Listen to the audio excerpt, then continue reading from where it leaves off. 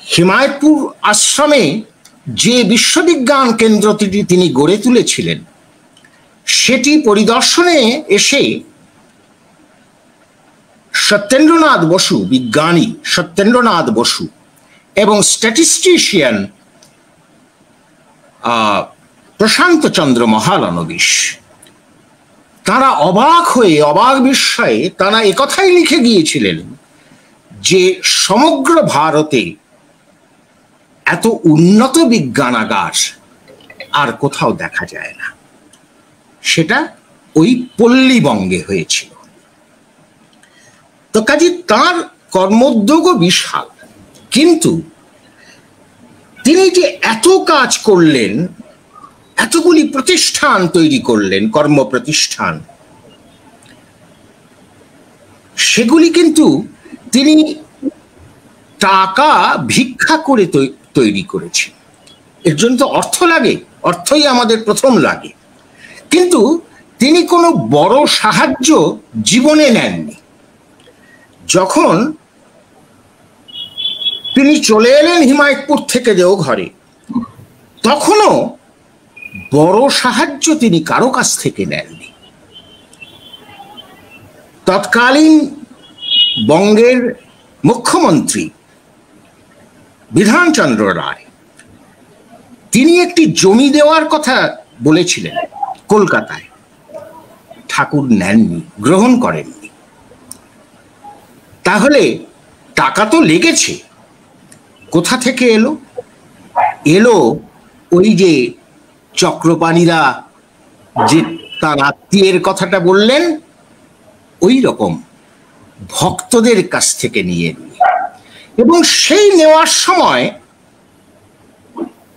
তিনি প্রবল কষ্টের মধ্যে ফেলতেন এই ভক্তদের। আমার ঠাকুরমার একটি একই রকমের কাহিনী আমি বলছি, যে ঠাকুরদা তখন মাঝে মাঝে আশ্রমের বাইরে তাকে যেতে হতো প্রচারের কাজে, সে বর্মায় হোক, বম্বেতে হোক, সারা ভারতবর্ষে তখন নানা দিকে তারা প্রচারের কাজে যেতেন। আমার ঠাকুরদাও যেতেন। সেখানে হয়তো কেউ তাকে ভক্তি ভরে কিছু প্রণামী দিয়েছেন, এইগুলি তার আয়, তার তো আর কোনো আয় নেই। তো সেই টাকা তিনি হয়তো মানি অর্ডার করে আশ্রমে পাঠিয়েছেন আমার ঠাকুরমার কাছে, ধরুন 20 টাকা বা 25 টাকা। ঠাকুরমা খুব খুশি হয়েছেন যে যাক, একটা কাপড়ে চলতে হয়, চাল নেই, চাল আনলে ডাল নেই ইত্যাদি, এই তো অবস্থা, তো এবার কিছুদিন একটু ভালো চলবে। তো বিকেল বেলায় ঠাকুরের কাছে গিয়ে দাঁড়িয়েছেন, যেমন প্রতিদিন যান। ঠাকুরমাকে দেখেই ঠাকুর বললেন, আমাকে 15টা টাকা দিতে পারিস রে মা? হ্যাঁ ঠাকুর, সঙ্গে সঙ্গে ছুটে গিয়ে ওই 20 বা 25 টাকার মধ্য থেকে 15 টাকা এনে ঠাকুরকে দিয়ে দিলেন। এইভাবে তিনি মানুষগুলির কাছ থেকে চেয়ে চেয়ে নিয়ে, নিষ্ঠুরের মতো চেয়ে চেয়ে নিয়ে, ওই যশেন্দ্রদা বললেন না যে তিনি যদি আমার ওই দিকে না তাকাও বা আমাকে অবহেলা করো, তাহলেও তিনি প্রেমময়।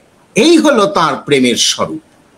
বজ্রে তোমার বাজে বাঁশি, সে কি সহজ গান?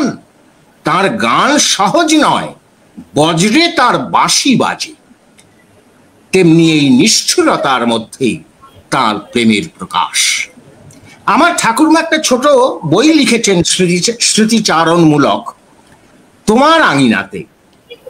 পারলে ওটি সবাই পড়ে দেখবেন, কারণ সেই সময়ের একেবারে আনসেন্সার্ড যে ইতিহাস পাবনা হিমায়তপুরের, এবং ঠাকুরের সঙ্গে তৎকালীন ভক্ত ভগবানের যে লীলা, সেটা পাবেন সেখানে।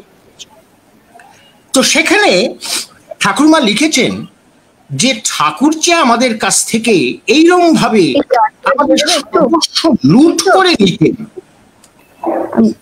তো ঠাকুরমা বলছেন যে ঠাকুর এতটা কি নিষ্ঠুর যে এই যে আমাদের দেওয়া অর্ঘ্য, সেগুলো দিয়েই তো এত দালান কোঠা ইত্যাদি হয়েছে, বিশ্ববিজ্ঞান কেন্দ্র হয়েছে, ইত্যাদি হয়েছে, কেমিক্যাল ওয়ার্কস হয়েছে, মেকানিক্যাল ওয়ার্কস হয়েছে, তপবন বিদ্যালয় হয়েছে। আমাদের টাকা ছাড়া কি তার চলতো না? অবশ্যই চলত। তিনি হাত পাতলেই কাঁড়ি কাঁড়ি টাকা এসে উপস্থিত হতে পারত, কিন্তু তিনি হাত পাতেননি ওইভাবে। হাত পেতেছেন এই যাদের একটা কানা করিও নেই তাদের কাছ থেকে, এবং তাদের দেওয়া অর্ঘ্য দিয়েই তিনি কিন্তু এই যে কর্মযোগের কথা বললাম সেই কর্মযোগ সৃষ্টি করেছেন। এর মধ্যে একটা বিজ্ঞান আছে, সেই বিজ্ঞানটা হলো, সেটা বুঝতে হবে যে ঠাকুরের যে মিশন, তার প্রায়োরিটি হচ্ছে মানুষ, এক একটা করে মানুষকে তৈরি করা। ঠাকুর জানতেন যে কয়েকটা মানুষ তৈরি হয়ে গেলেই এই সমস্ত কাজ লহমায় সম্পাদিত হতে পারে। তিনি সেই মানুষগুলি পাননি, সেটা দুঃখের। কিন্তু আজকেও আমাদের যদি তার মিশনকে ফলো করতে হয়, তিনি যা যা চেয়েছেন তা করতে হয়, তাহলে কিন্তু ওই মানুষকে আগে রেখেই করতে হবে, মানুষগুলিকে তৈরি করতে হবে। এই উত্তরটা এটাই হচ্ছে যশেন্দ্রদা তার আবেগময় ভাষণে আমাদের দৃষ্টি আকর্ষণ করেছেন, অ্যান্ড ভেরি রাইটলি করেছেন, যে আজকের যে অন্ধকারময় অবস্থা, এবং শ্রী শ্রী ঠাকুর আমাদের এত কিছু দিয়ে যাওয়ার পরেও আমরা কিছু করে উঠতে পারলাম না, এই যে একটা অন্ধকার চিত্র, তার সমাধান কোথায়? আলোর পথ কোথায়? আলোর পথ হচ্ছে ওই মানুষ তৈরির মধ্য দিয়ে। অর্থাৎ যশেন্দ্রদাই বললেন যে ওই বৃত্তিভেদী, ঠাকুর কয়েকটা কথা বলতেন ডিভোশনের। ডিভোশন কেমন হবে?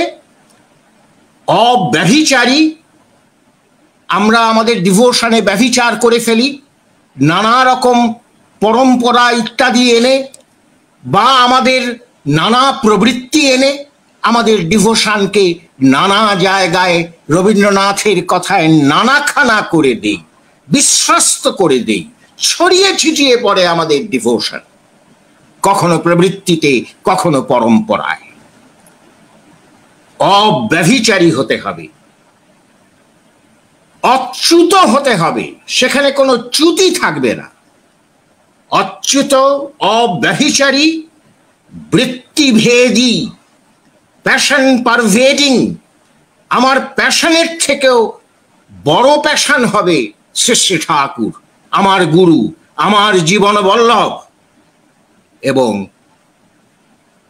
সক্রিয়। এই হচ্ছে ডিভোশন তিনি চেয়েছেন, যেটা তিনি দেখিয়েছেন হনুমানের ছিল। তা সেই হনুমানের মতো উর্জি ভক্তিওয়ালা মানুষ এলে তবেই তার কাজ সত্যি সত্যি হবে। ঠাকুর বলতেন বারবার, ঠাকুর জানতেন যে এই মুহূর্তে এই কাজ হয়ে উঠবে না, তাই বলতেন যে আমার কাজ পরমপিতার কাজ, ঈশ্বর কোটি মানুষের কাজ। সেই ঈশ্বর কোটি মানুষ আসবে একদিন। তাই হিমায়তপুরে বসে বসে 500 বছর পরে তার বিশিষ্ট পরিকরদের কাকে কোথায় রাখবেন সেই পরিকল্পনাও তিনি করতেন। 500 বছর পরে কাকে কোথায় রাখবেন। কাজেই তার দৃষ্টির বাইরে আমরা নেই। আমাদের অন্তত নিজেরা এবং নিজের পরিবারগুলিকে যদি একটু ধরে বেঁধে তার ইষ্ট রসে একটু মশগুল করতে পারি, এবং সেই সঙ্গে ওই বৃত্তিভেদী টানওয়ালা মানুষগুলিকে যদি জন্ম দিতে পারি, এবং শিক্ষা দীক্ষা বিবাহের মাধ্যমেই সেটা সম্ভব। কাজেই তার বিজ্ঞান চর্চা, তার শাণ্ডিল্য ইউনিভার্সিটি, বঙ্গমাগধ পরিকল্পনা, যাই বলি না কেন, সবকিছুর মূলে হচ্ছে ওই শিক্ষা দীক্ষা বিবাহ। এবং একদম শুরুতে যে কথা বললেন আমাদের পিনাকিদা, যে ওই যে পঞ্চশীল, এগুলি কেন বললেন তিনি? কারণ এগুলির ওপরেই নির্ভর করছে বিশ্বের শান্তি। আর একটা কথা বলে শেষ করব, যেমন মানুষ হচ্ছে প্রথম, মানুষকে দিয়ে তিনি জনকে দিয়ে গণকে তিনি পরিচালিত করেন। ঠাকুরের এই দৃষ্টিভঙ্গিটা কিন্তু বিশেষভাবে আমাদের লক্ষণীয়। তিনি বৈশিষ্ট্যের উপর জোর দেন, মানে মানুষের ওপর জোর দেন। এই মানুষ যেমন সবার প্রথমে এবং মানুষের মাধ্যমেই গণের বা একটা জাতির বা পৃথিবীর সেবা করা সম্ভব, ঠিক তেমনি তিনি বলেন যে ভারত জাগলে, তারও আগে বাংলা জাগলে ভারত জাগবে, ভারত জাগলে বিশ্ব জাগবে। বিশ্বের সমস্যার সমাধান করা সম্ভব হবে না যদি ভারতের সমস্যা সমাহিত না হয়, আর ভারতও জাগবে না যদি বাংলা না জাগে। ঠাকুর বলছেন এ আমার কল্পনার কথা নয়, এ বাস্তবিক কথা। কাজেই আমাদের এই বাংলা এবং ভারতকে অগ্রণী ভূমিকা নিতে হবে। আপনারা ভাবুন তো, শেষ 3 পুরুষোত্তম প্রকাশ তা হলো বাংলায়। এটা কি একটা নিছক সমাপতন?